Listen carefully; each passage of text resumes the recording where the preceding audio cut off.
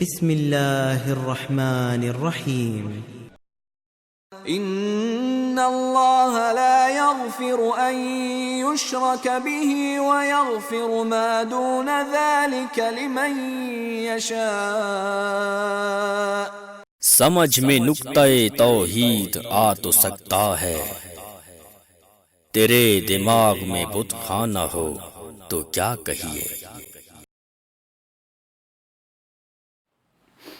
ان الحمد للہ نحمده ونستعینه ونستغفره ونعوذ باللہ من شرور انفسنا ومن سیئات اعمالنا، من يهده اللہ فلا مضل له ومن يضلل فلا هادی له، اشہد ان لا الہ الا اللہ وحدہ لا شریک له واشہد ان محمدا عبدہ ورسولہ، اما بعد فإن خیر الحدیث کتاب اللہ وخیر الہدی ہدی محمد صلی اللہ تعالی علیہ وسلم، شر الامور محدثاتها، ان کل محدثۃ بدعہ وکل بدعۃ ضلالہ وکل ضلالۃ فی النار۔ اللہم صل علی محمد وعلی آل محمد کما صلیت علی ابراہیم وعلی آل ابراہیم انک حمید مجید۔ اللہم بارک علی محمد وعلی آل محمد كما باركت على إبراهيم وعلى آل إبراهيم إنك حميد مجيد۔ رب اشرح لي صدري ويسر لي أمري واحلل عقدة من لساني يفقه قولي۔ أعوذ بالله السميع العليم من الشيطان الرجيم، بسم الله الرحمن الرحيم۔ ومن يعمل من الصالحات من ذكر أو أنثى وهو مؤمن فأولئك يدخلون الجنة ولا يظلمون نقيرا۔ حمد و ثنا اللہ سبحانہ و تعالی کے لیے، اور درود و سلام پیارے آقا محمد مصطفیٰ احمد مجتبیٰ صلی اللہ تعالی علیہ وسلم پر۔ عزیز ساتھیوں، مجھے جو موضوع دیا گیا ہے وہ ہے عقیدہ توحید کی اہمیت۔ عقیدہ توحید ہی کیوں؟ آپ نے دیکھا ہوگا اکثر و بیشتر ہمارے دعات حضرات توحید کی اہمیت پر سب سے زیادہ زور دیتے ہیں۔ توحید کا بیان ہوتا ہے، شرک کی تردید کرتے ہیں، شرک کا رد کرتے ہیں، شرک کی مذمت کرتے ہیں۔ اکثر و بیشتر محور جو ہے ہماری دعوت کا مرکزی نقطہ جو ہے وہ توحید ہوا کرتا ہے، اور شرک کی مذمت یا توحید کا اثبات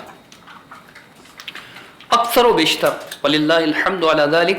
اور پھر اس کے بعد سنت اور بدعت کا موضوع ہوتا ہے، چونکہ جیسے توحید کی ضد شرک ہے، شرک کی مذمت لازمی ہے، ایسے سنت کی ضد بدعت ہے اور بدعت کی ضد لازمی ہے۔ ترتیب تو پہلے توحید ہے پھر سنت ہے، لیکن چونکہ فضیلت الشیخ پہلے تشریف لا چکے تھے تو بدعت کی مذمت کے حوالے سے حاصل سیر گفتگو فرمائی، ہم نے بھی کافی استفادہ کیا۔ اللہم بارک لہو، اللہ ان کو مزید برکتیں عطا فرمائے، مزید ان سے دین کی خدمت لے۔ تو عقیدہ توحید کی اہمیت آپ دیکھیے، قرآن مجید اللہ رب العالمین نے سورہ نساء آیت نمبر 124 میں ارشاد فرمایا کہ وَمَن يَعْمَلْ مِنَ الصَّالِحَاتِ مِن ذَكَرٍ أَوْ أُنثَىٰ، جو کوئی بھی نیک اعمال میں سے کچھ اعمال کرے، نیک اعمال میں سے یعنی اعمال صالحہ میں سے کچھ نیکیاں کرے، من ذکر او انثیٰ، وہ مرد ہو یا عورت ہو، وَهُوَ مُؤْمِنٌ، بشرطے کہ وہ مومن ہو۔ کیا شرط اللہ تعالیٰ نے بیان فرمائی؟ مومن۔ فَأُولَئِكَ يَدْخُلُونَ الْجَنَّةَ، یہی وہ لوگ ہیں جو جنت میں داخل ہوں گے، وَلَا يُظْلَمُونَ نَقِيرًا، ان پر کھجور کی گٹلی پر جو معمولی سا شگاف ہوتا ہے اس کے برابر بھی ظلم نہیں کیا جائے گا، تھوڑا سا بھی ظلم نہیں کیا جائے گا، نقطہ برابر بھی ظلم نہیں کیا جائے گا۔ یہاں پر امام ابن حاتم رحمہ اللہ کی تفسیر ہے، اپنی سند سے اکرمہ کا قول نقل کرتے ہیں کہ انما یتقبل اللہ من العمل ما کان فی الایمان، اللہ اس عمل کو قبول کرتا ہے کہ جو ایمان کی حالت میں ہوا ہو، ایمان کی حالت میں جو عمل ہوا ہو اسے قبول کرتا ہے۔ اور امام قرطبی رحمۃ اللہ علیہ اس آیت کی تفسیر میں لکھتے ہیں کہ شرط الایمان، کہ اللہ نے ایمان کی شرط لگائی، لأن المشرکین اضلوا بخدمت الکعبۃ واطعام الحجیج وقرء الاضیاف، کہ وہ اپنے آپ کو پیش کرتے تھے مشرکین مکہ کہ جی ہم نے تو کعبے کی خدمت کر رکھی ہے، ہم حاجیوں کو کھانا کھلاتے ہیں، پانی پلاتے ہیں، مہمانوں کی ضیافت کرتے ہیں اور یہ سب چیزیں. تو کچھ آگے چل کر اہل کتاب کے تذکرے کے بعد امام قرطبی رحمۃ اللہ علیہ فرماتے ہیں فَتَبَيَّنَ تَعَالَى أَنَّ الْأَعْمَالَ الْحَسَنَةَ لَا تُقْبَلُ مِنْ غَيْرِ ایمان. اللہ ایمان کے بغیر عمل قبول نہیں کرتا. شرط رکھی ہے لازم کہ وَهُوَ مُؤْمِنٌ. اسی طرح اللہ رب العالمین نے سورہ طٰہٰ آیت نمبر 12 میں ارشاد فرمایا کہ وَمَن يَعْمَلْ مِنَ الصَّالِحَاتِ وَهُوَ مُؤْمِنٌ فَلَا يَخَافُ ظُلْمًا وَلَا هَضْمًا. کہ جو کوئی بھی نیکیوں میں سے کچھ نیکیاں کرے بشرطے کہ وہ مومن ہو. وَهُوَ مُؤْمِنٌ، یہاں بھی وہی شرط لگائی ہے اللہ تعالیٰ نے کہ وہ مومن ہو. شرط ہے یہ لازمی. بات کیا تھی؟ عقیدے کی اہمیت، توحید کی اہمیت. عقیدے کو اتنی اہمیت کیوں دیتے ہیں؟ اسی لیے دیتے ہیں کہ خالی پیلی کے اعمال صالحہ جو ہیں وہ کسی کام کے نہیں ہیں جب تک کہ وَهُوَ مُؤْمِنٌ کی شرط پوری نہ ہو. اور مومن کب ہوگا؟ جب توحید کو جانتا ہوگا، شرک سے بری ہوگا، تبھی وہ مومن ہو سکتا ہے. تو فرمایا کہ وہ مومن ہو تو اللہ فرماتا ہے کہ فَلَا يَخَافُ ظُلْمًا، اسے کسی قسم کے کسی ظلم کا اندیشہ نہیں ہوگا، خوف نہیں ہوگا کہ اس نے نیکی کی، اس کی نیکی ضائع کر دی جائے. اس ظلم کا اسے ایسا ظلم اس کے ساتھ نہیں ہوگا. وَلَا هَضْمًا، نہ اس کا جو ہے اسے نقصان کا خوف ہوگا یا حق تلفی کا خوف ہوگا، حق تلف کر دیا گیا کہ ایک نیکی کی اور کوئی اجر نہیں ملا، تو ایسا نہیں ہے. اسی طرح اللہ رب العالمین نے سورہ بنی اسرائیل کی آیت نمبر 19 میں ارشاد فرمایا کہ وَمَنْ أَرَادَ الْآخِرَةَ، جس نے آخرت کا ارادہ کیا. جو کوئی بھی آخرت کا ارادہ کرتا ہے، مثلا آخرت کی کامیابی کا ارادہ کرتا ہے، آخرت میں کامیاب ہونے کا ارادہ کرتا ہے، وَسَعَى لَهَا سَعْيَهَا، اور پھر وہ اس کے لیے کوشش بھی کرتا ہے، سعی بھی کرتا ہے، جد و جہد بھی کرتا ہے. ایسا نہیں کہ بس سبھی بولیں کہ اللہ آخرت سنوار دے، اللہ آخرت سنوار دے. کہتے رہتے ہیں ہم لوگ ربنا آتنا فی الدنیا حسنہ وفی الآخرۃ حسنہ، کہتے بھی ہیں اور کوشش نہیں کرتے.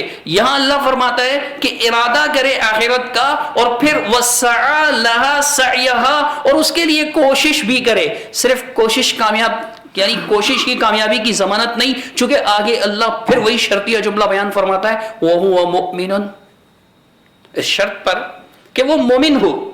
ایمان کی لازمی شرط. فَأُولَئِكَ كَانَ سَعْيُهُمْ مَشْكُورًا، یہی وہ لوگ ہیں کہ جن کی تمام کوششیں مشکور ہوں گی، یعنی کہ تمام کی تمام کوششوں کی قدردانی کی جائے گی. اور دوسری آیت میں اللہ فرماتا ہے کہ ناقدری نہیں ہوگی.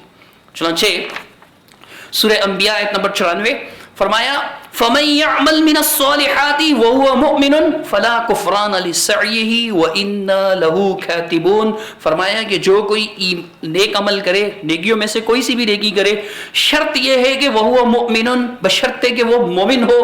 فَلَا كُفْرَانَ لِسَعْيِهِ، اس کے سعی کی کوئی ناقدری نہیں ہوگی، ناشکری نہیں، ناقدری نہیں ہوگی. وَإِنَّا لَهُ كَاتِبُونَ، اللہ نے فرمایا کہ ہم اس کے لیے کاتب ہیں، یعنی لکھنے والے ہیں. اس کی تمام نیکیاں لکھی جائیں گی، اور اللہ جب نیکیاں لکھے گا تو اللہ رب العالمین ایمان والے کو اس کی نیکی کا فائدہ بھی دے گا. یہی بات اللہ تعالیٰ نے اسی شرط کو سورۃ النحل آیت نمبر 97 میں بیان فرمایا کہ من عمل صالحا من ذکر او انثى وهو مؤمن، جو کوئی بھی نیک عمل کرے، مرد ہو یا عورت ہو، شرط یہ ہے کہ وہ مومن ہو. تو فرمایا فَلَنُحْيِيَنَّهُ حَيَاةً طَيِّبَةً، ہم اسے پاکیزہ زندگی عطا کریں گے. وَلَنَجْزِيَنَّهُمْ أَجْرَهُمْ بِأَحْسَنِ مَا كَانُوا يَعْمَلُونَ، اور ان کو بدلہ عطا کریں گے، جزا عطا کریں گے، ان کے اعمال کا احسن بدلہ، بہترین بدلہ عطا کریں گے جو وہ اعمال کیا کرتے تھے. لیکن شرط کیا ہے؟ بدلہ کب عطا ہوگا، احسن جزا کب عطا ہوگی؟ جب ایمان. وَهُوَ مُؤْمِنٌ، ایمان لازمی شرط. اسی بات کو اللہ تعالیٰ نے سورہ مومن آیت نمبر 40 میں بیان فرمایا کہ اللہ بہترین بدلہ عطا فرمائے گا. وہ بہترین بدلہ کیا ہے؟ فرمایا من عمل سیئۃ فلا یجزا الا مثلها.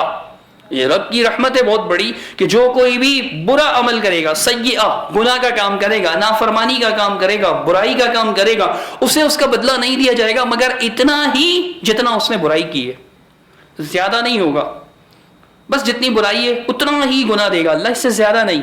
اور آگے اللہ نے فرمایا کہ وَمَنْ عَمِلَ صَالِحًا مِّن ذَكَرٍ أَوْ أُنثَىٰ، اور جو کوئی نیک اعمال کرے، وہ مرد ہو یا عورت، وَهُوَ مُؤْمِنٌ، شرط یہ ہے کہ وہ مومن ہو. فَأُولَٰئِكَ يَدْخُلُونَ الْجَنَّةَ يُرْزَقُونَ فِيهَا بِغَيْرِ حِسَاب، وہ جنت میں داخل کیے جائیں گے، وہ جنت میں داخل ہوں گے اور اللہ رب العالمین انہیں بے حساب عطا فرمائے گا. گناہ کرنے والے کو تو ایک جتنا گناہ اتنا بدلہ، لیکن نیکی کرنے والے کو بے حساب اللہ تعالیٰ فرمائے گا، انکاؤنٹڈ اللہ تعالیٰ عطا فرمائے گا، بے شمار عطا فرمائے گا. لیکن ان سب باتوں کی بات کیا ہے، بنیاد کیا ہے؟ اللہ رب العالمین نے فرمایا کہ شرط یہ ہے کہ وہ مومن ہو. اگر ایمان نہ ہو، موضوع ہمارا یہ ہے کہ توحید کی اہمیت، ایمان کی اہمیت، عقیدہ کی اہمیت. اگر عقیدہ یعنی عقیدہ توحید برباد ہوتا ہے شرک سے. اگر ایمان نہ ہو تو دنیا کی کوئی سی بھی نیکی کسی بھی کام کی نہیں ہے. سورہ توبہ کی آیت نمبر 19 اللہ تعالیٰ فرماتا ہے اجعلتم سقایۃ الحاج وعمارۃ المسجد الحرام کمن آمن باللہ والیوم الآخر وجاہد فی سبیل اللہ. کیا تم لوگوں نے اجعلتم، کیا تم نے یہ ٹھہرا دیا ہے، کہ تم نے یہ بات طے کر دی ہے، تم نے ایسا سوچ لیا ہے، تم نے یہ فیصلہ کیا ہوا ہے، تم نے اس بات کو مقرر کیا ہوا ہے، تمہاری یہ خیال ہے، تمہارا یہ خیال ہے، تمہاری یہ سوچ ہے، تمہاری یہ فکر ہے، تمہاری یہ سمجھ ہے، تم ایسا سمجھتے ہو کیا کہ سقایۃ الحاج، حاجیوں کو پانی پلانا. اور ایسے معمولی لوگ نہیں تھے، بعض تو ان میں ستو گول گول کر پلایا کرتے تھے، سادہ پانی نہیں، ستو گول گول کر پلایا کرتے تھے. ستو کو تو جانتے ہیں نا، اپنے یہاں تو بہت ہوتا ہے، پاکستان میں، ہندوستان میں بھی ہوتا ہوگا. تو حاجیوں کا پانی پلانا، وعمارۃ المسجد الحرام، اور مسجد حرام کو آباد رکھنا، اس کے آبادی کے لیے کوشش کرنا. مسجد حرام کو، عام مسجد کی بات نہیں ہو رہی، میرے اور آپ کے محلے کی مسجد کی بات نہیں ہو رہی.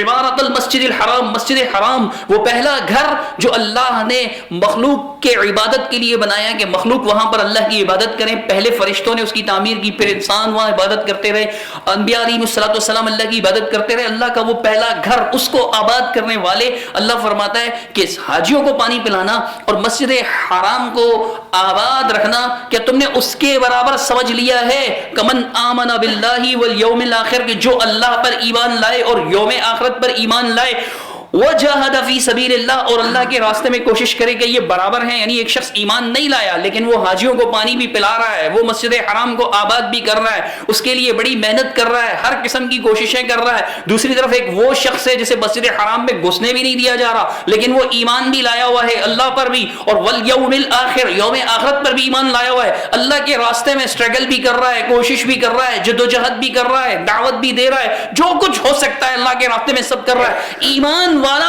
اور یہ بغیر ایمان کے حاجیوں کی خدمت کرنے والا، مسجد حرام کو آباد کرنے والا، کیا یہ دونوں برابر ہو سکتے ہیں؟ یہ سوال ہے اللہ تعالیٰ کا. اجعلتم، سوال کے لیے آتا ہے، سوالیہ حرف استفہام، سوال ہے اللہ تعالیٰ کا کہ تمہارے نزدیک یہ برابر ہے. ہوتا ہے نا کہ یار بڑے حاجی صاحب ہیں ماشاءاللہ، بڑی مسجد کی خدمت کرتے ہیں، مسجد میں پنکھے لگوا دیے، اتنی شاندار مسجد تعمیر کر دی ماشاءاللہ، ساری کمائی مسجد پر لگا دی. مسجدوں کو آباد کرنا، ہم مسجد کی خدمت کی بات نہیں ہو رہی، یہ چند نمائشی مذہبی اعمال کی بجا آوری نہیں جس پر ستابی قسم کے لوگ جو ہیں عموماً لوگوں کو شرف و تقدس کا درجہ دیتے ہیں. ان کے ہاں یہ شرف و تقدس کا معیار ہوتا ہے، لیکن اللہ کے ہاں ان کی کوئی قدر و منزلت نہیں ہے جب تک کہ ایمان نہ ہو. اللہ فرماتا ہے کہ یہ دونوں برابر نہیں ہے. لا یستوون عند اللہ، اللہ کے ہاں یہ برابر نہیں ہے. ایک شخص ایمان ہی نہیں لایا، مسجد حرام کو آباد کرتا ہے، کرتا پھرے، حاجیوں کی خدمت کرتا ہے، کرتا پھرے، حاجیوں کو کھلاتا ہے، پلاتا ہے، پلاتا رہے، کھلاتا رہے، اس کی کوئی حیثیت نہیں ہے. لا یستوون عند اللہ، یہ اللہ کے ہاں برابر نہیں ہو سکتے. واللہ لا یہدی القوم الظالمین، اللہ رب العالمین ظالموں کو، اور ان الشرک لظلم عظیم، شرک ظلم عظیم ہے، اللہ رب العالمین مشرکوں کو ہدایت نہیں دیتا، ان کی رہنمائی نہیں کرتا. جب تک انسان شرک میں مبتلا ہے تو مسجد حرام کی آبادی بھی کوئی فائدہ نہیں پہنچائے.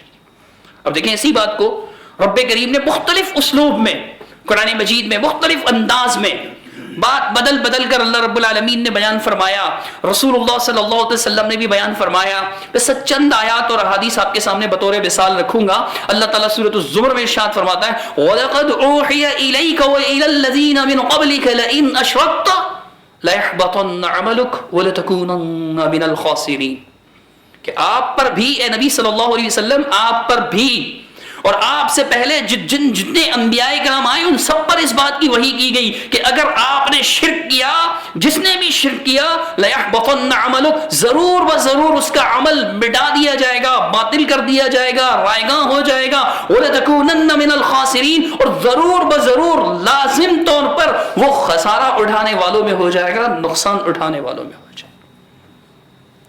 لَيَحْبَطَنَّ عَمَلُكَ، عمل کی کوئی حیثیت نہیں، عمل برباد ہو جائے گا، شرک سے عمل برباد ہو جائے گا، کتنا ہی عظیم عمل کیوں نہ ہو۔ آپ مثال سنی چکے ہیں سورہ توبہ کی آیت کی روشنی میں کہ حاجیوں کو پانی پلانا، مسجد حرام کو آباد کرنا، کیسا ہی عمل کیوں نہ ہو، شرک کیا تو عمل برباد ہو جائے گا۔ سورۃ الانعام میں اللہ تعالیٰ نے ایک سوال رکھا، اللہ تعالیٰ نے فرمایا سورۃ الانعام آیت نمبر 81 اور 82 میں، فَأَيُّ الْفَرِيقَيْنِ أَحَقُّ بِالْأَمْنِ إِن كُنتُمْ تَعْلَمُونَ، یہ دو گروہ ہیں، دو گروہ، پہلے ابراہیم علیہ السلام اور ان کی دعوتی مساعی اور دعوتی جہود کا تذکرہ ہے، سٹرگلز کا تذکرہ ہے کہ دعوت کے میدان میں کتنی سٹرگل کرتے رہے، کتنی کوشش کرتے رہے، کتنی محنت کرتے رہے، کس طرح قوم کو جھنجھوڑتے رہے، کس طرح قوم کے سامنے دلائل پیش کرتے رہے، کس طرح ان کی کٹ حجتیوں کا، ان کی ہیل حجتوں کا جواب دیتے رہے، کس طرح ان کے فضول اعتراضات کا جواب دیتے رہے، کس طرح بات بدل بدل اور ان کو توحید سمجھانے کی کوشش کرتے رہے، اور کس طرح ان کی قوم ان کی مخالفت کرتی رہی، ان کو جلانے تک کا سوچا، یہ ساری چیزیں اللہ تعالیٰ بیان کرنے کے بعد یہ سوال رکھتا ہے کہ یہ دو فریق ہیں، ایک وہ فریق ہے جو موحد ہے، حنیف ہے، مسلم ہے، وما کان من المشرکین ہے، مشرکوں میں سے نہیں، موحد ہے، اور دوسری طرف شرک کرنے والے ہیں۔ اللہ فرماتا ہے فَأَيُّ الْفَرِيقَيْنِ، یہ دو پارٹیاں ہیں، یہ دو فریق ہیں، یہ دو ٹیمیں ہیں، یہ دو جماعتیں ہیں، یہ دو تنظیمیں ہیں، ان میں سے کون ہے جو احق بالامن، امن کا زیادہ حقدار ہے؟ اور اگر تم جانتے ہو، ان کنتم تعلمون، اگر تم جانتے ہو تو بتاؤ۔ یہ دو گروہ ہیں، ان میں سے کون ہے؟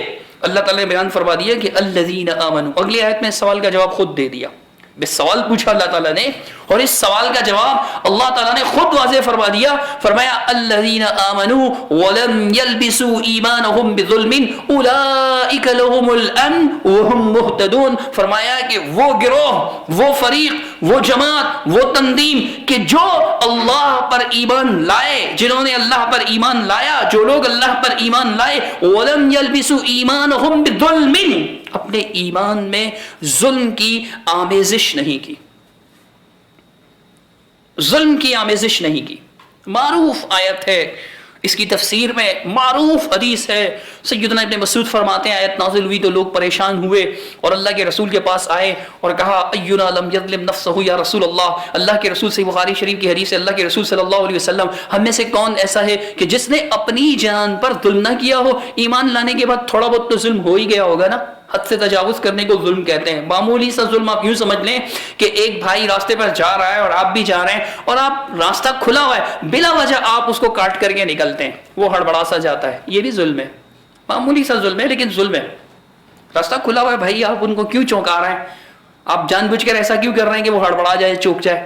آپ سیدھے اپنے راستے پر چلیے، ان کو پریشان کرنا یہ بھی ظلم ہے۔ لیکن یہاں پر ظلم سے ایسا کون ہوگا جس نے تھوڑا سا بھی ظلم نہ کیا ہو، بڑے پریشان ہوئے؟ کہ وہ سمجھتے تھے نا عربی کہ جس نے ایمان لانے کے بعد ظلم کیا تو اللہ تعالیٰ فرماتا ہے اس کے بارے میں کہ بھائی وہ لوگ کیا ہیں جنہوں نے ظلم نہ کیا ہو، وہ امن میں ہوں گے، وہ ہدایت یافتہ ہوں گے۔ ظلم تو ہوا ہے تھوڑا بہت، اینا لم یظلم نفسہ، کون ایسا ہے جس نے تھوڑا سا بھی ظلم نہ کیا ہو؟ رسول اللہ صلی اللہ علیہ وسلم نے فرمایا کہ یہ وہاں پہ عام ظلم کی بات نہیں ہو رہی، بلکہ سب سے بڑے ظلم کی بات ہو رہی ہے۔ کیا تم نے اللہ کے نیک بندے لقمان کی بات نہیں سنی جب وہ اپنے بیٹے کو نصیحت کر رہے تھے؟ وہو یعظہ، وہ اپنے بیٹے کو نصیحت کر رہے تھے تو انہوں نے کیا کہا تھا؟ یا بنیا، اے میرے پیارے سے بیٹے، چھوٹے سے بیٹے، منع، لا تشرک باللہ، اللہ کے ساتھ شرک نہ کرنا، ان الشرک لظلم عظیم، یقیناً شرک بہت بڑا ظلم ہے، چھوٹا نہیں، بہت بڑا ظلم ہے، عظیم، بہت بڑا ظلم ہے۔ یہاں مراد شرک ہے۔ تو اب آیت کا ترجمہ کیا کریں گے؟ نبی سے سمجھیں گے نا، قرآن نبی سے سمجھیں گے نا۔ سب سے زیادہ قرآن سمجھنے والے نبی تھے اور نبی نے ہی سمجھانا تھا۔ انا انزلنا الیک الذکر، اے نبی یہ ذکر ہم نے آپ کی طرف نازل کیا۔ سورہ نحل کی آیت نمبر 44 اور 64 میں اللہ تعالیٰ نے اس بات کو بیان فرمایا، آپ کی طرف نازل کیا۔ کیوں نازل کیا آپ کی طرف؟ لی تبین للناس، تاکہ، ریزن بتا رہے ہیں اللہ آپ پر کیوں نازل کیا۔ ایسا بھی تو ہو سکتا تھا نا کہ کعبے کے اوپر جو ہے وہ قرآن لٹکتا ہوتا، لوگ پکڑ لیتے، اللہ کے لیے کیا مشکل تھا؟ جیسے آسمان سے بارش برستی ہے، اللہ نے پتھر بھی برسائے آسمان سے کہ نہیں؟ سونے کی تتلیاں بھی تھیں، ایوب علیہ السلام سے سونے کے پرندے، چھوٹے چھوٹے ٹڈیاں سونے کی. اللہ کے لیے کیا مشکل ہے؟ پوری کائنات بنانے والا بھائی بچہ پیدا ہوتے ہی قرآن پڑھنا شروع کر دیتا، اللہ کے لیے کوئی مشکل ہے؟ دیکھیں نا، چھوٹا سا بچہ پیدا ہوتا ہے، کون سے مدرسے میں، کون سی نرسری میں، کون سی یونیورسٹی میں، کون سی مونسی میں پڑھنے جاتا ہے، وہ کون سے کیئر سینٹر میں پڑھنے جاتا ہے پیدا شدہ بچہ، کہ جسے بتایا جائے کہ بھائی ماں سینے سے لگاتی ہے اور وہ دودھ پینا شروع کر دیتا ہے. کس نے سکھایا اس کو؟ کس نے سکھایا؟ اللہ نے الہام کر دیا. اس کی نیچر میں، فطرت میں اللہ تعالیٰ نے یہ بات ودیعت کر دی.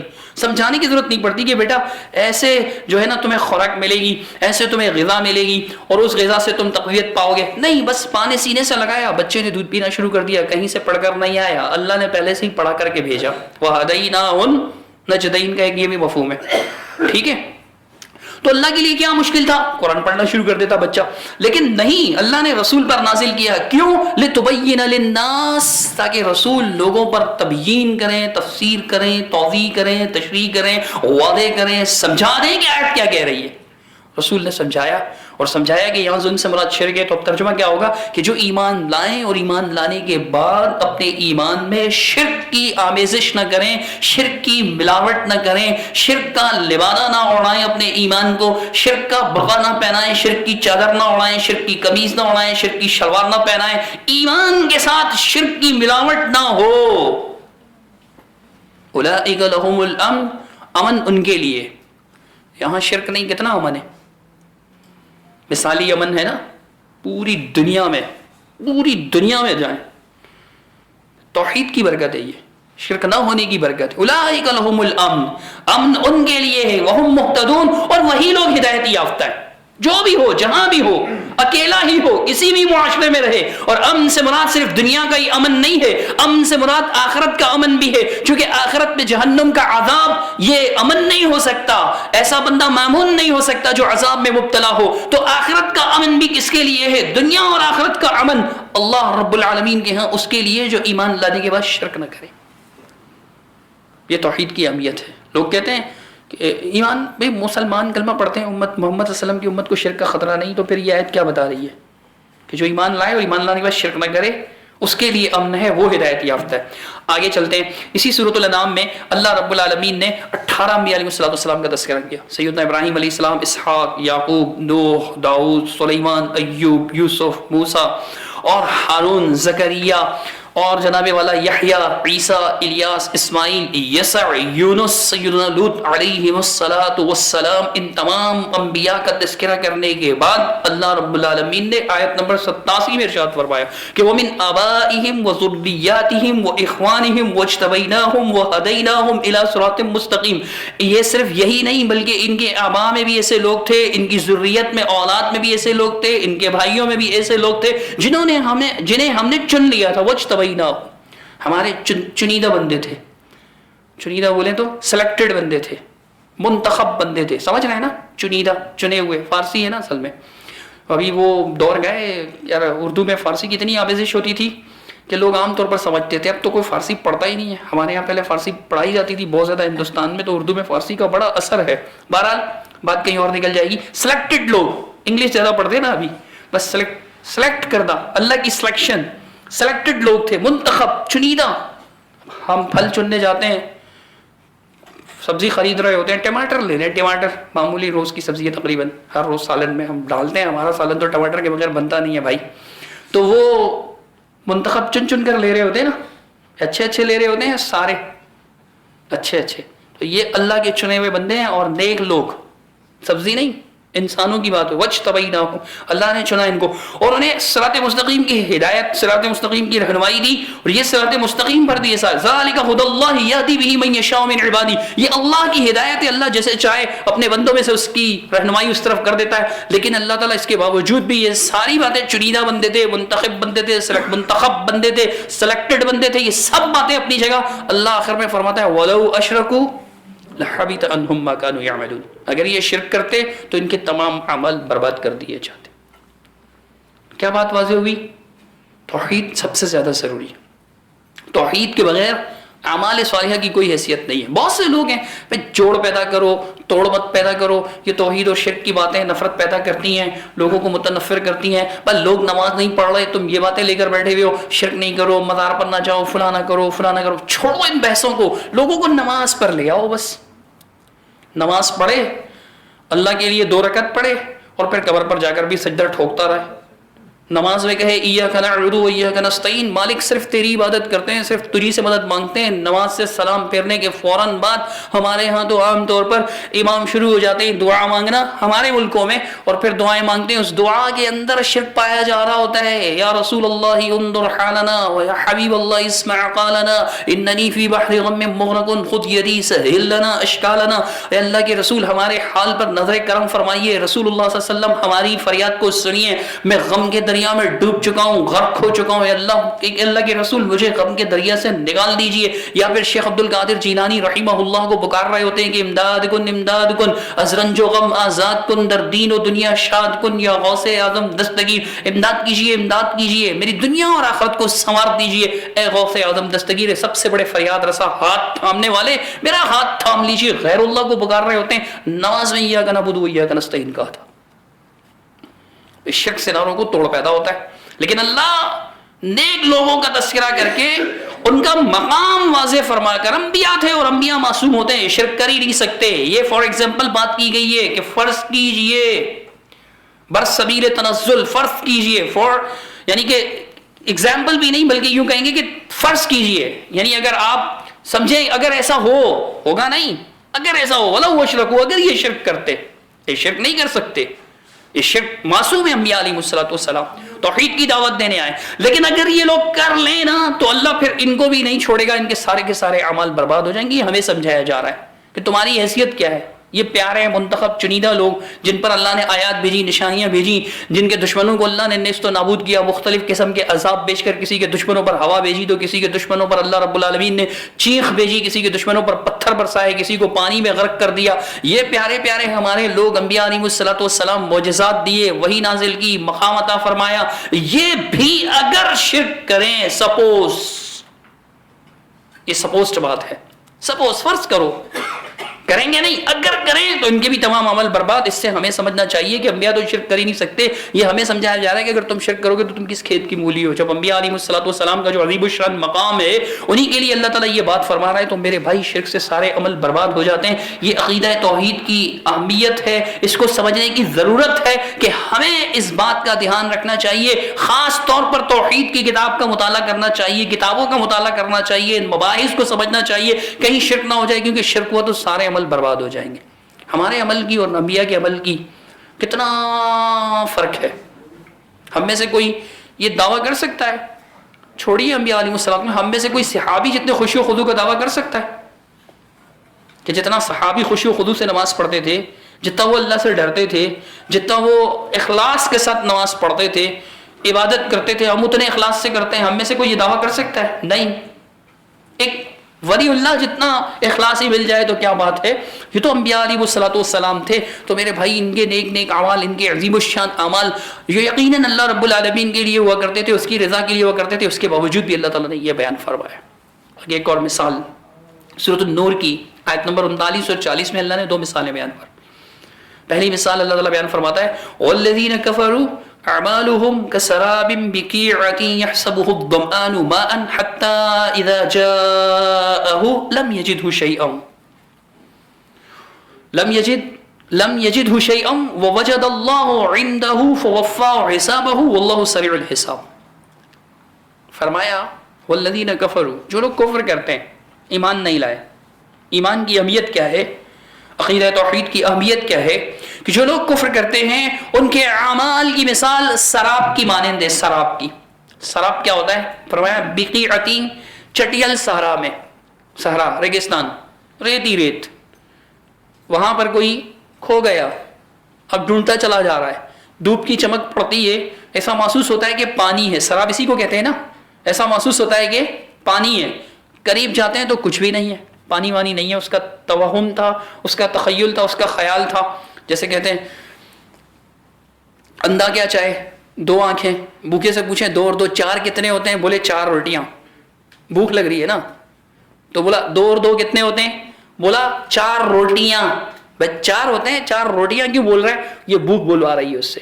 تو ایسے سراب پیاسے کو ایسا لگتا ہے یحسبہ الظمآن، پیاسا، ظمآن پیاسا، وہ کیا سمجھتا ہے؟ ماءً حتی اذا جاءہ، بڑی اسٹرگل کے بعد، کوشش کے بعد، جدوجہد کے بعد پہنچ جاتا ہے دھکے کھاتا ہوا. لم یجدہ شیئا، وہاں کچھ بھی نہیں پاتا. وہاں کیا پاتا ہے؟ ووجد اللہ عندہ، وہاں اللہ ہی کو پاتا ہے اور اللہ اس کا پورا پورا حساب لے گا. یعنی یہ اعمال، ان کے کفار کے اعمال کی مثال جو کفر کر رہے ہیں، جن کے عقیدے میں ایمان نہیں، توحید نہیں، شرک موجود ہے یا کفر موجود ہے، اعمال کر رہے ہیں. ان کے اعمال بظاہر اعمال ہے، جیسے شراب بظاہر پانی محسوس ہوتا ہے، حقیقت میں پانی نہیں ہوتا. ان کے اعمال در حقیقت اعمال نہیں ہے. نماز در حقیقت نماز نہیں، حج در حقیقت حج نہیں، روزہ در حقیقت روزہ نہیں، زکات در حقیقت روزہ نہیں، زکات نہیں، صدقہ در حقیقت صدقہ نہیں. کوئی سے بھی نیکی لے لیجئے، ذکر و اذکار بھی ہو رہا ہے، سب کچھ ہو رہا ہے، لیکن حقیقت میں یہ اعمال نہیں ہے، کچھ بھی نہیں ہے.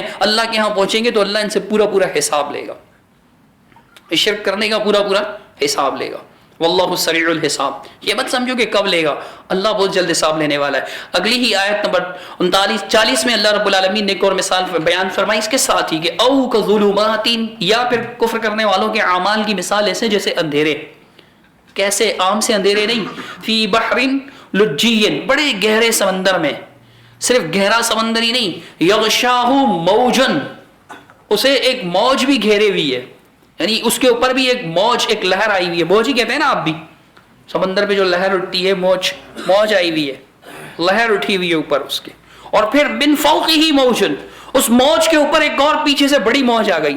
پہلے ایک موج آئی، وہ ذرا چھوٹی ہوگی، اس کے اوپر پیچھے سے سمندر کے کنارے جو گیا وہ آسانی سے سمجھے گا، وہ بڑی سی ایک اور موج آ گئی، اور اس کے اوپر من فوقہ سحاب، اس کے اوپر گہرے بادل بھی چھائے ہوئے. کتنے اندھیرے ہو گئے، سمندر کی گہرائی کا اندھیرا، ایک موج کا اندھیرا، اس کے اوپر دوسری موج کا اندھیرا، پھر اس کے اوپر بادلوں کا اندھیرا. یہ سارے اندھیرے اللہ فرماتے ہیں ظلمات بعضها فوق بعض، یہ ظلمات ہیں، اندھیرے ہیں، ایک سے اوپر بڑھ کر ایک اندھیرا چھایا ہوا ہے.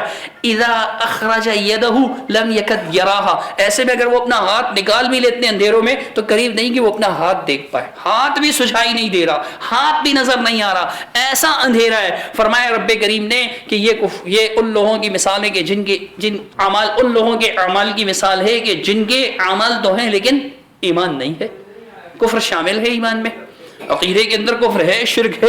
یہ ان کے اعمال کی مثال ہے کہ اندھیرے ہی اندھیرے ہیں بھائی، روشنی نہیں ہے. ایمان والوں کے اعمال نور ہیں، روشنی ہے، اور کفر کرنے والوں کے اعمال کیا ہیں؟ نرا اندھیرا، خالی اندھیرا، کچھ بھی نہیں. اللہ رب العالمین نے فرمایا کہ وَمَن لَمْ يَجْعَلِ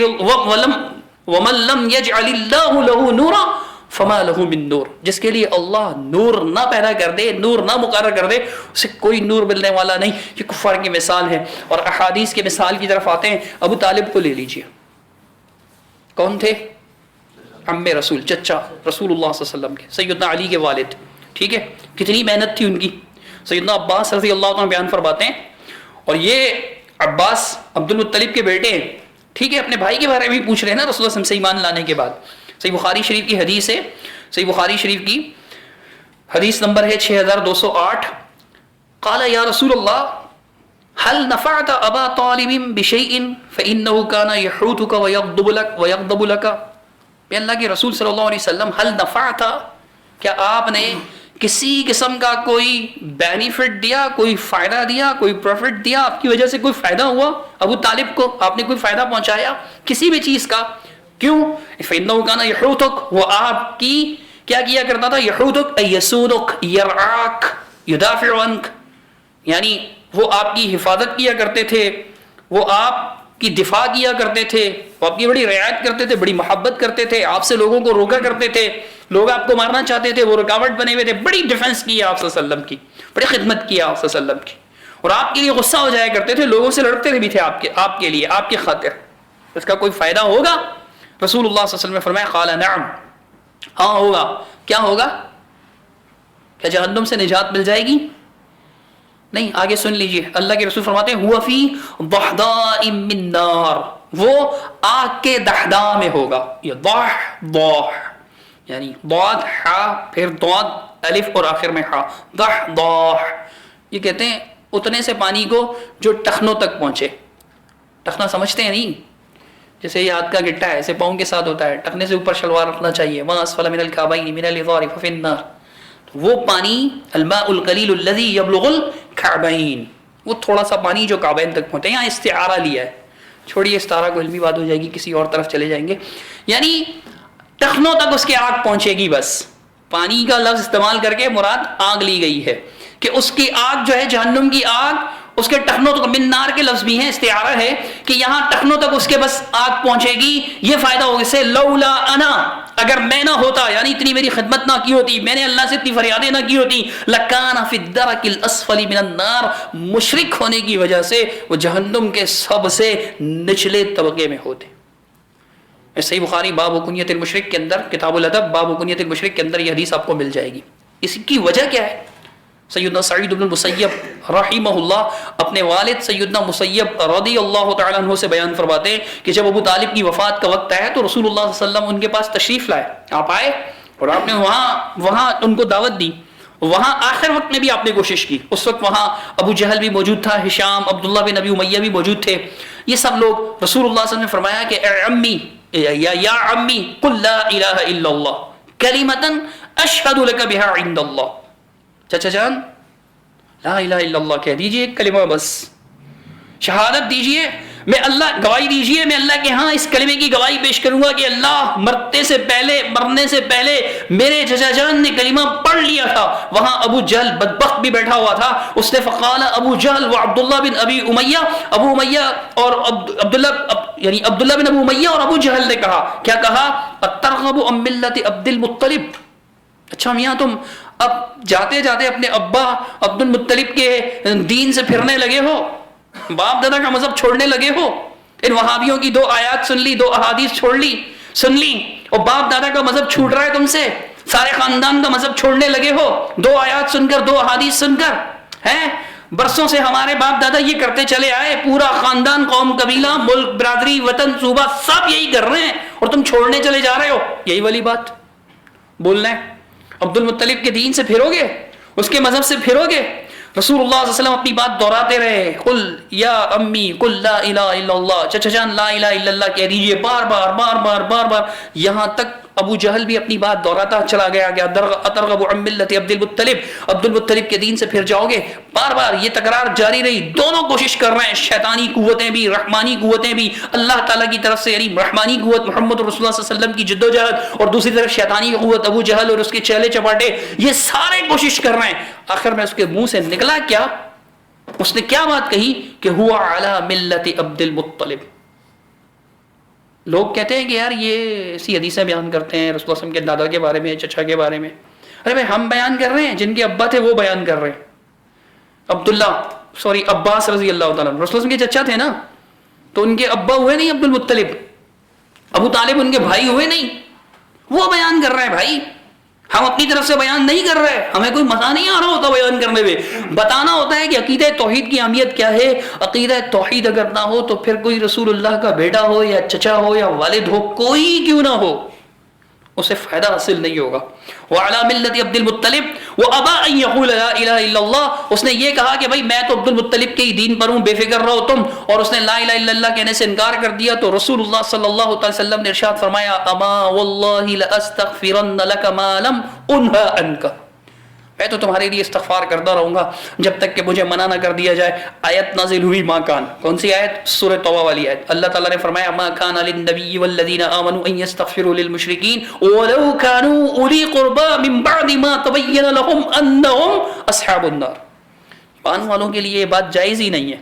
صحیح بخاری شریف کی حدیث نمبر 1360 بھی ہے اور 3884 پر بھی یہ حدیث ہے کہ ایمان والوں کے، نبی کے لیے، ما کان للنبی، نبی کے لیے، یعنی ان کے شان نہیں، یہ بات ان کی شان کے لائق نہیں، ان کے مناسب، ان کے لیے یہ مناسب نہیں، یہ بات ان کے لیے بہتر نہیں ہے. یعنی کیسے ہو سکتا ہے کہ نبی ہو، نبی کی تو یہ شان ہی نہیں ہے کہ نبی ہو اور ایمان والے ہوں یستغفروا للمشرکین، کسی مشرک کے لیے مغفرت کی طلب کریں، مغفرت بخشش طلب کریں، جبکہ اللہ طے کر چکا ہے ولو کانوا اولی قربا، اگرچہ اس کے رشتہ داری کیوں نہ ہو، من بعد ما تبین لهم، اس کے بعد کہ اللہ ان پر واضح کر چکا ہے کہ انہم اصحاب الجحیم، کہ یہ جہنم والے ہیں. کیونکہ اللہ تعالیٰ نے کیسے واضح کیا؟ سورہ مائدہ میں اللہ رب العالمین نے فرمایا کہ انہ من یشرک باللہ فقد حرم اللہ علیہ الجنۃ ومأواہ النار وما للظالمین من انصار، جو اللہ کے ساتھ شرک کرے اللہ اس پر جنت حرام کر چکا ہے اور اللہ نے اس کا ٹھکانہ جہنم لازم کر دیا ہے. ایسے مشرکوں کا کوئی مددگار نہیں ہوگا، جہنم سے نکالنے والا کوئی نہیں ہوگا. یہ اللہ واضح کر چکا ہے، شرک کا انجام اللہ واضح کر چکا ہے. اس کے بعد ایمان والے مشرکین کے لیے مغفرت کریں، شرک کرنے والوں کے لیے مغفرت کی دعا طلب کریں. نہیں، ہم یہ نہیں کہتے آپ مشرک کہیں اسے، آپ کافر کہیں اسے، فتویٰ نہ ٹھوکیں، لیکن جس کو شرک کرتا ہوا دیکھیں وہ مر جائے تو اس کا جنازہ بھی نہ پڑھیں، یہ ضرور کہیں گے آپ کو. کیونکہ جنازہ کیا ہوتا ہے؟ اللہم اغفر لحینا ومیتنا وشاہدنا وغائبنا، یہ ساری دعا یہ مغفرت کی دعا ہے. قبر کا پجاری ہو، جھنڈوں کا پجاری ہو، پتھر کا پجاری ہو، وہ کلمہ ہی کیوں نہ پڑھتا ہو، ہم اس کے لیے مغفرت کی دعا نہیں مانگیں گے. کلمہ پڑھنے کی وجہ سے ہم اسے مشرک نہیں کہیں گے، معاملہ اللہ تعالیٰ پر چھوڑ دیں گے. لیکن ہمیں کیا حکم دیا گیا؟ جو شرک کرتے ہیں ان کے لیے مغفرت طلب نہیں کرنا، اگرچہ وہ قریبی رشتہ دار کیوں نہ ہو، ممتا بری ماں کیوں نہ ہو، ہے محبت کرنے والا، جدوجہد کرنے والا، محنت سے پالنے والا باپ ہی کیوں نہ ہو، بھائی کیوں نہ ہو، بہن کیوں نہ ہو، اولاد کیوں نہ ہو. شرک کرنے والوں کے لیے مغفرت کی دعا نہیں. اللہ رب العالمین نے پھر آگے یہ آیت بھی ایک نازل فرمائی کہ انک لا تہدی من احببت ولکن اللہ یہدی من یشاء. اے محبوب صلی اللہ علیہ وسلم، آپ اسے ہدایت نہیں دے سکتے جسے آپ چاہیں، لیکن اللہ جسے چاہے اسے ہدایت دے سکتا ہے. صحیح مسلم شریف کی ایک حدیث اور سناؤں گا آپ کو ایمان ہی کی اہمیت پر، کہ ایمان کی کتنی اہمیت ہے. امام نووی رحمۃ اللہ علیہ نے اس پر باب باندھا، باب الدلیل علی ان من مات علی الکفر لا ينفعه عمل. باب اس بات کا کہ جو کفر میں مر جائے نا اسے عمل کوئی فائدہ نہیں پہنچائے گا. کفر و شرک ہوا تو عمل کوئی فائدہ نہیں پہنچائے گا. مسند احمد میں بھی یہی حدیث اور کتابوں میں بھی ہے. سیدہ عائشہ صدیقہ فرماتی ہے ابن جدعان کے بارے میں. یہ ابن جدعان کون تھے؟ علماء بتاتے ہیں کہ بھائی کان ابن جدعان کثیر الاطعام، یہ بہت زیادہ کھانا کھلایا کرتا تھا. بعضوں نے تو یہ بھی بیان کیا ہے کہ وکانت تخذ للضیفان جفنا، اس نے ایک بڑا سا ایک دیگ چڑھا رکھا تھا، اتنا بڑا تھا کہ اس پہ سیڑھی چڑھ کے چڑھتے تھے. بھائی واللہ عالم، یہ بات حدیث میں نہیں ہے، شارحین نے بیان کی. امام نووی رحمۃ اللہ علیہ نے شرح صحیح مسلم المنہاج کے یعنی شرح صحیح مسلم میں بیان کی ہے، واللہ عالم. لیکن بہرحال حدیث سے جو بات ثابت ہے وہ کیا ہے کہ یہ بنو تمیم کے تھے، اور امی عائشہ صدیقہ بھی بنو تمیم کی تھی. ان کے والد ابوبکر صدیق رضی اللہ تعالیٰ عنہ ان کے قریبی رشتہ داروں میں سے تھے. شارحین نے یہ بات بیان کی. جدعان ابن جدعان حدیثی کافی حدیث میں کیا ہے کہ ان عائشہ رضی اللہ عنہا قالت، سیدہ عائشہ صدیقہ طاہرہ مطہرہ عابدہ زاہدہ ام المؤمنین رضی اللہ تعالی عنہا ارشاد فرماتی ہیں، قلت یا رسول اللہ، میں نے عرض کی اے اللہ کے رسول صلی اللہ علیہ وسلم، ابن جدعان کان فی الجاہلیت یصل الرحم. ابن جدعان جو ہے زمانہ جاہلیت میں صلہ رحمی کیا کرتا تھا، رشتہ داروں کو خوب نوازتا تھا، مالدار آدمی تھا، رشتہ داروں کو بڑا نوازا کرتا تھا. سخی تھا، ویطعم المسکین، مساکین کو کھانا کھلایا کرتا تھا. فہل ذلک نافعہ، یہ مسکینوں کو کھانا کھلانا، رشتہ داری نبھانا. رشتہ داری کے بارے میں کتنی احادیث ہے، بس ایک بیان کروں گا. اللہ نے رحیم رشتہ داری سے فرمایا کہ تو رحمان سے مشتق ہے. اللہ کا اسم ہے نا رحمان، اسی سے نکلا ہوا رحیم، صلہ رحمی. اللہ تعالیٰ نے فرمایا کہ جو تجھے جوڑے گا ہم اسے جوڑیں گے، اور جو تجھے توڑے گا ہم اسے توڑیں گے. اور ہم لوگ برسوں برسوں رشتہ داروں سے بات نہیں کرتے، سلام دعا تک نہیں کرتے. کیا کریں بھائی، اگر کسی سے ناراضگی ہو تو ختم کرے، کیونکہ اللہ فرماتا ہے جو رشتہ داری جوڑے گا اللہ اسے جوڑے گا، اور جو توڑے گا اسے توڑے گا. تو رشتہ داری نبھائیں. یہ رشتہ داری بھی نبھایا کرتا تھا. عظیم اول مسکین کو کھانا بھی کھلایا کرتا تھا. اللہ تعالیٰ نے قرآن مجید میں ارشاد فرمایا کہ ان سے پوچھو گے نا ما سلککم فی سقر، تمہیں جہنم میں کس چیز نے ڈالا، تو کہیں گے لم نکن من المصلین، ہم نمازی نہیں تھے. سورۃ المدثر اللہ تعالیٰ فرماتا ہے اور کیا کہیں گے، ولم نکن نطعم المسکین، ہم مسکین کو کھانا بھی نہیں کھلایا کرتے تھے. یہ بڑی بری بات ہے. مسکین کو کھانا کھلانا بڑی اچھی بات ہے. یہ سارے کام کرتے کہ کچھ فائدہ بھی پہنچائیں گے اس کو. یہ کام ابن جدعان کے بارے میں رسول اللہ صلی اللہ علیہ وسلم کا فرمان، صحیح مسلم شریف کی روایت، قال لا ينفعه، رسول اللہ صلی اللہ علیہ وسلم نے فرمایا کہ یہ اسے کوئی فائدہ نہیں پہنچائے گا. آپ یہ مت سمجھیے گا کہ یہ بہت سختی کر رہے ہیں یار. کہ کون فرما رہے ہیں؟ محمد کریم صلی اللہ علیہ وسلم، جن کے بارے میں رب کریم نے کیا فرمایا؟ سورہ آل عمران، فبما رحمت من اللہ لنت لهم ولو كنت فظا غلیظ القلب لانفضوا من حولك فبما رحمة من اللہ. اے محمد صلی اللہ علیہ وسلم، یہ خاص اللہ کی رحمت ہے کہ آپ لوگوں کے لیے بڑے نرم دل بنا کر بھیجے گئے. لنت لہم، یہ اللہ کی رحمت ہے کہ اللہ نے اپنے حبیب کو اتنا رحم دل بنایا. وما ارسلناک الا رحمۃ للعالمین، تمام جہان والوں کے لیے اللہ نے رحمت کا سبب یعنی رحمت فرمائی اللہ تعالیٰ نے. تو کس سے فرمائی؟ محمد صلی اللہ علیہ وسلم کو پیدا فرما کر، ان کو مبعوث فرما کر، ان کو رسول بنا کر. تو یہ رسول جو خاص طور پر نرم بالمؤمنین رؤوف الرحیم، مومنین پر بڑی شفقت کرنے والے، بہت زیادہ رحم کرنے والے، ان محمد صلی اللہ علیہ وسلم کا فرمان ہے سخت ہو ہی نہیں سکتا. بات ہے اصول کی اور قاعدے کی. یہ سختی نہیں ہے، یہ قاعدہ ہے. یہ سختی نہیں ہے، یہ اصول ہے. یہ سختی نہیں ہے، یہ اللہ تعالیٰ کا فیصلہ ہے کہ ایمان ہے تو عمل بھی ہے، ایمان نہیں تو عمل بھی نہیں. آگے اللہ کے رسول صلی اللہ علیہ وسلم نے وجہ بھی بیان فرما دی کہ لا ينفعه، کیوں؟ فرمایا انه لم يقل يوما، ایک دن بھی اس نے رب کی ربوبیت کو نہیں مانا. یہ نہیں کہا کہ رب اغفر لی خطیئتی یوم الدین، رب کریم قیامت کے دن میرے گناہ کو معاف کر دیجیے گا. اس نے یہ نہیں کہا تھا. اس وجہ سے عاص بن وائل یہ بڑا یعنی کہ امیر مالدار آدمی تھا. تو اس کے بارے میں صحیح بخاری کتاب احادیث الانبیاء حدیث نمبر 3478 ایک اور مثال دینے لگا ہوں. ان العاص بن وائل نظر فی الجاہلیت ان ينحر 100 بدنہ، اس نے یہ نظر مانی تھی. نظر مانتے ہیں نا، نظر مانی تھی، اور نظر مانے تو پوری بھی کرنی چاہیے. یوفون بالنظر ویخافون یوما کان شرہ مستطیرا، نظر پوری کرنی چاہیے. نظر مانی تھی. کیا نظر مانی تھی؟ کہ 100 اونٹ نحر کروں گا. اونٹ، بکرے نہیں، مرغے نہیں، انڈے نہیں. شروع تو مجھے انڈے سے کرنا چاہیے تھا، انڈے، مرغی، بکرے، گائے نہیں، اونٹ. اونٹ اور بہترین مال تھا ان کا. اب بھی یہ سب سے زیادہ ترجیح اونٹ کو دے رہے ہوتے، اتنا سنبھال رہے ہوتے اونٹوں کو. دیکھ رہے ہیں نا آپ ان کو. تو اونٹ جو ان کا بہترین عرب کا مال سمجھا جاتا ہے، 100 اونٹ نہر کروں گا. وَأَنَّ هِشَامَ بْنَ الْعَاصِ نَحَرَ حِصَّتَهُ 50 بدنہ، وہ پوری نہیں کر سکے تھے کسی وجہ سے. ان کے بیٹے ہشام بن عاص جو ہے، ہشام بن عاص، اس نے اپنے حصے کے 50 کر دیے تھے، اور دوسرے جو ہے نا وہ عمر پر تھے، عمر بن العاص پر، عمر بن العاص پر تھے. یہ بھی صحابی تھے. ان کے بیٹے عبداللہ بن عمر بن العاص رضی اللہ تعالیٰ جو بہت زیادہ حدیث بھی روایت کرتے ہیں، وہ بھی ان کے بیٹے تھے. ان پر باقی تھے. وہ آئے کیونکہ اسلام قبول کر لیا تھا، اور ان کے اسلام قبول کرنے کا بھی بڑا زبردست قصہ ہے انشاءاللہ کسی موقع پر. تو وہ کہ آئے اللہ کے نبی سأل النبی صلی اللہ علیہ وسلم عن ذلک، اللہ کے رسول سے پوچھا، اللہ کے رسول میرے حصے کے 50 باقی ہیں. ابا تھے، ابا کی نظر بچوں نے پوری کرنی ہوتی ہے. اب حدیث سے بھی ثابت ہے اللہ کے رسول صلی اللہ علیہ وسلم کے پاس ایک خاتون آئی تھی، اور انہوں نے کہا تھا اللہ کے رسول میری والدہ نے اس کی نظر مانی، موقع نہیں ملا، فوت ہو گئی، مومن تھی، کیا میں وہ نظر پوری کروں؟ فرمایا کہ اگر ان پہ قرض ہوتا تو تم پورا کرتی یا نہیں. صحیح بخاری کی روایت ہے. اللہ کے رسول صلی اللہ علیہ وسلم کو اس خاتون نے جواب دیا کہ ہاں اگر ان پر قرض ہوتا تو میں ادا کرتی. تو فرمایا بس ان پر نظر بھی تمہیں ادا کرنی پڑے گی.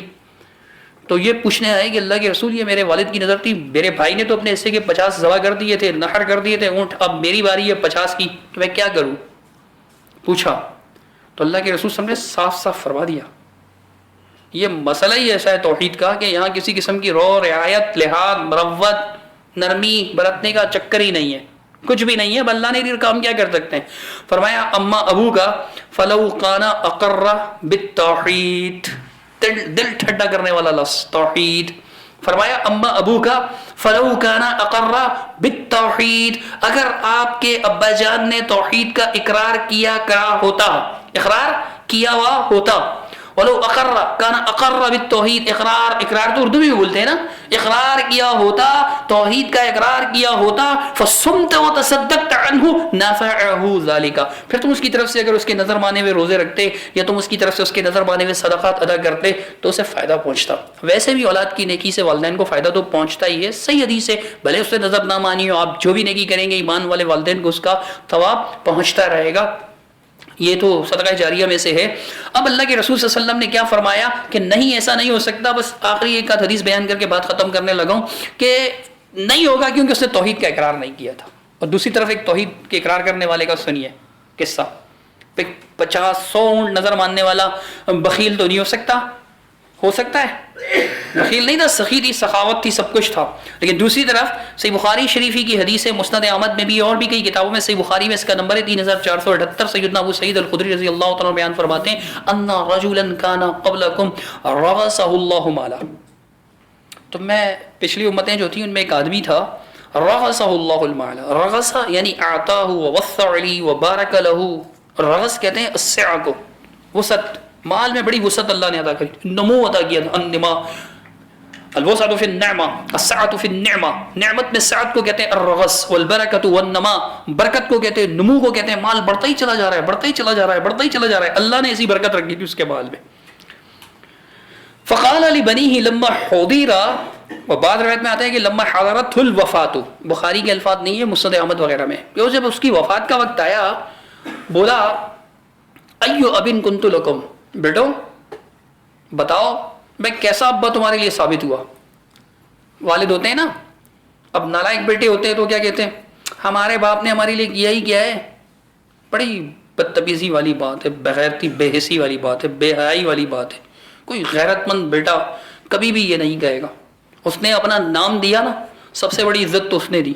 نہ دیتا اپنا نام کیا کہلاتے. خیر موضوع کسی اور طرف نکل جائے گا.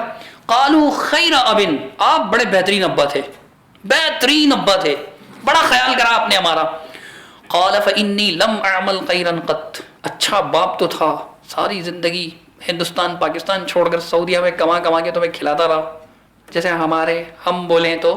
لیکن مسئلہ ہمارا کیا ہے, لم اعمل خیرا قط, نیکی کا کبھی کوئی کام نہیں کیا. درس سننے بھی نہیں جاتا تھا, کبھی کوئی بلا لینا کہ چھوڑو ان مولوی ملاؤں کے چکر میں کون پڑتا ہے, نماز تک نہیں پڑھتا, کوئی خیر کا کام نہیں کیا. لم اعمل خیرا قط, کبھی بھی کوئی خیر کا عمل نہیں کیا, بھلائی کا عمل نہیں کیا, نیکی کا کام نہیں کیا, اعمال صالح نہیں کیا, کچھ بھی نہیں کیا. فاذا مت فاحرقونی, اب مجھے اللہ کا خوف آ رہا ہے, اگر میں مر جاؤں تو مجھے جلا ڈالنا, بھسم کر ڈالنا. ثم اسحقونی, پھر میری ہڈیاں رہ جائیں اسے بھی پیس ڈالنا, بالکل کوٹ ڈالنا اس کو بھی. ثم ذرونی فی یوم عاصف, پھر میرے ذرات بکھیر ڈالنا. بعض روایت میں آتا ہے فی البحر, دریا میں بکھیر ڈالنا, سمندر میں بکھیر ڈالنا. عام دنوں میں نہیں, یوم عاصف, تیز سخت آندھی والے دن میں, بڑی تیز ہوا چل رہی ہو, اس دن میرے ذرات کو لے کر بکھیر دینا, دور دور میرا ذرہ ذرہ چلا جائے.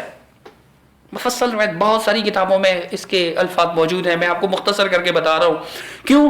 بعض روایت میں آتا ہے کہ اس لیے کہ پھر مجھے اللہ کا سامنا نہ کرنا پڑے, پورا نہیں ہوں گا تو اللہ تعالیٰ کا سامنا نہیں کرنا پڑے گا, اللہ کے ڈر سے کر رہے ہیں. اور یہی روایت سیدنا عبداللہ ابن مسعود رضی اللہ تعالیٰ نے بیان کی, پوری کر کے وہ بھی بتاتا ہوں کہ انہوں نے کیا کہا.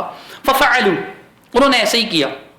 فجمعه اللہ عز وجل فقال ما حولك, اللہ رب العالمین نے اسے جمع کر دیا اور پوچھا کہ بھائی ایسا کرنے پر تمہیں کس چیز نے مجبور کرا, کس چیز نے ابھارا, تمہیں برانگیختہ کیا, کس چیز نے تمہارے دل میں یہ بات پیدا کی کہ میں ایسا کروں, یعنی اپنے آپ کو جلوا ڈالوں, ہڈیاں پسوا ڈالوں, ذرات بکھروا دوں. ایسا کرنے کو کس چیز نے تمہیں ابھارا, کیا بات تھی, ریزن کیا تھا, وجہ کیا تھی, کیوں ایسا کیا. اللہ نے پوچھا مخافتک, رب تیرا ڈر, رب تیرا ڈر. اللہ رب العالمین فتلقاہ برحمتی, اللہ رب العالمین اپنی رحمت کے ساتھ اس کی ملاقات ہوگی, یعنی اللہ رب العالمین سے اپنی رحمت عطا فرمائے گا. اللہ نے اسے اپنی رحمت میں لے لیا. ابن مسعود, مسند احمد میں یہ روایت ہے, ابن مسعود رضی اللہ تعالیٰ عنہ بیان فرماتے ہیں کہ ان رجلا لم يعمل من الخير شيئا قط الا التوحید, الا التوحید, کوئی خیر کا عمل نہیں کیا تھا, بس توحید کا عقیدہ تھا. اہمیت دیکھیں توحید کی. اگر اس کا مطلب یہ نہیں آپ بولیں کہ مولوی صاحب کہہ رہے ہیں توحید مان لو, کچھ نہیں کرنا, ایسا نہیں ہے. سزائیں ہیں اگر اللہ نے معاف نہیں کیا, کیونکہ ان اللہ لا یغفر ان یشرک بہ ویغفر ما دون ذلک لمن یشاء, جس کے لیے چاہے گا اس کو بخشے گا, نہیں بخشا نہ چاہا تو پھر کیا کریں گے, شرک کے علاوہ اللہ ہر گناہ بخش دے گا, لیکن لمن یشاء, جس کے لیے چاہے گا. تو میرے بھائیوں, عقیدہ توحید کی برکت دیکھیے, اہمیت دیکھیے کہ کبھی زندگی میں کوئی خیر کا عمل نہیں کیا لیکن اقرار تھا توحید کا. یہی آگے حدیث ہے کہ پھر مجھے جلا ڈالنا, اس نے اس طرح کیا اور سارا اس کو اللہ تعالیٰ نے رحمت میں لے لیا. توحید کا اقرار کیا, الا التوحید, توحید کا اقرار کیا ہوا تھا. عقیدہ توحید کا, یہ توحید کی اہمیت ہے کہ نہیں تو پھر آس بن وائل کے 50 اونٹ بھی کسی کام کے نہیں, 100 اونٹ بھی کسی کام کے نہیں. اور اگر نہیں تو ابو طالب کی رسول اللہ صلی اللہ علیہ وسلم کے ساتھ نیکیاں بھی کسی کام کی نہیں. اگر نہیں تو عبد المطلب کی مسجد حرام کی عمارت آباد رکھنے کی نیکیاں بھی کسی کام کی نہیں. اگر ہاں تو کوئی نیکی نہیں, لیکن توحید, یہ توحید کی اہمیت ہے, یہ توحید کا مقام ہے. ایسے نہیں سمجھ میں آئے گا کہ آج آپ نے مجھ سے ایک تقریر سن لی, مولانا مرغوب صاحب سے ایک تقریر سن لی, ہمارے بزرگوں سے کچھ فرمان سن لیے. باقاعدہ اس کو اپنا یعنی کہ سبق بنائیں, سبق, کتاب لیں, پڑھیں, ایک ایک حرف سمجھے اس کا, ایک ایک حدیث, خاص طور پہ کتاب التوحید, شیخ الاسلام مجدد الاسلام محمد بن عبد الوہاب رحمہ اللہ, اس کو خریدیں. اردو میں ہو سکتا ہے بعض مکاتب فری بھی دیتے ہوں، فری میں نہیں ملتا ہے تو کچھ ریال خرچ کر لیں، کچھ فرق نہیں پڑے گا انشاءاللہ. اردو میں خریدیں، پڑھیں، کوئی بات سمجھ میں نہ آئے مشائخ کرام سے، اساتذہ کرام سے پوچھا کریں، مکتب میں آ کر پوچھا کریں کہ حضرت اس کا مفہوم کیا ہے، یہ سمجھائیے. یہ توحید کا فائدہ ہے، کیونکہ توحید ہوگی تو انشاءاللہ نجات ہوگی. آخری حدیث ترمذی شریف کی پیش کر کے بالکل بات کلوز کر دوں گا، کیونکہ توحید کے برکات اس سے بھی واضح ہوتے ہیں. انس بن مالک فرماتے ہیں سمعت رسول اللہ صلی اللہ علیہ وسلم یقول، میں نے اللہ کے رسول صلی اللہ علیہ وسلم کو فرماتے ہوئے سنا. اللہ کے رسول نے اللہ کی طرف یہ بات منسوب کی، حدیث قدسی ہے. اللہ تعالیٰ نے فرمایا یا ابن آدم انک ما دعوتنی ورجوتنی غفرت لک علی ما کان فیک ولا ابالی. اے ابن آدم، جب تک تم مجھے پکارتا رہا، یعنی جب تک تو مجھے پکارتا رہا، صرف اللہ کو پکارتا رہا، تو اللہ رب العالمین نے فرمایا کہ میں تجھے معاف کرتا رہوں گا. علی ما کان فیک، تو کسی بھی چیز پر ہو، کسی بھی عمل پر ہو، تجھے معاف کر دوں گا. ولا ابالی، ذرا برابر پرواہ نہیں کروں گا. یا ابن آدم لو بلغت ذنوبک عنان السماء، اگر تمہارے گناہ آسمان کے کناروں تک پہنچ جائیں تب بھی میں تمہیں بخش دوں گا. کب؟ ثم استغفرتنی، اگر تو نے مجھ سے مغفرت طلب کی، بخشش کے مالک بہت گناہ ہو گئے، بخش دے. غفرت لک ولا ابالی، ارے وہ بھی معاف کر دوں گا، میں اس کی کوئی پرواہ نہیں کروں گا. ولا ابالی، کوئی پرواہ نہیں کروں گا. یا ابن آدم انک لو اتیتنی بقراب الارض خطایا، اے ابن آدم اگر تو زمین کے برابر، ساری زمین کے برابر گناہ لے کر کے میرے پاس آیا، ثم لقیتنی لا تشرک باللہ بہ شیئا، لا تشرک بی شیئا، پھر تو نے میرے ساتھ اس حال میں ملاقات کی کہ تو میرے ساتھ شرک نہیں کرتا تھا، لا فرمایا کہ لا اتیتک بقرابھا مغفرہ، میں تجھے اس کے برابر مغفرت عطا کر دوں گا. زمین برابر گناہ بھی ہوں گے. اس شرک سے بچیں. یہ توحید کی اہمیت ہی ہے کہ آسمان اور زمین برابر گناہ بھی ہوں اللہ بخش دے گا، لیکن شرک اللہ معاف نہیں کرے گا. اندازہ لگا لیجئے کہ شرک سے اللہ تعالیٰ کس قدر متنفر ہے، کتنا اللہ رب العالمین کو تنفر ہے، کتنا اللہ ناپسند فرماتا ہے شرک کو، کس قدر مکروہ ہے اللہ کے ہاں شرک، کس قدر مذموم ہے اللہ کے ہاں شرک، کس قدر قابل گرفت ہے اللہ کے ہاں شرک. اندازہ لگا لیجئے. یہ توحید کی عقیدہ ہے، توحید کی اہمیت ہے. تو میرے بھائیوں، توحید کو سمجھیں. توحید کے سمجھنے کے لیے شرک کو سمجھنا بھی ضروری ہے کہ شرک کیا ہے. اس لیے نہیں کہ شرک کریں، اس لیے کہ شرک سمجھ کر شرک سے بچیں اور توحید سمجھ کر توحید کو اپنائیں. اللہ تعالیٰ مجھے، آپ کو، ہم سب کو مرتے دم تک، آخری سانس تک توحید پر قائم رکھے. اللہ تعالیٰ مجھے، آپ کو، ہر ایک ایمان والے کو مرتے دم تک توحید کا داعی بنائے، اور قیامت کے دن اللہ سے اس حال میں ملاقات ہو کہ اقر بالتوحید والے ہوں، موحدین میں ہوں، توحید والوں میں ہوں، توحید کی دعوت دینے والوں میں ہوں، توحید کا پرچار کرنے والوں میں ہوں، توحید کے لیے کوشش کرنے والوں میں ہوں، توحید کے لیے قربانیاں دینے والوں میں ہوں. اقول قولی ھذا استغفر اللہ لی ولکم ولسائر المسلمین اجمعین برحمتک یا ارحم الراحمین.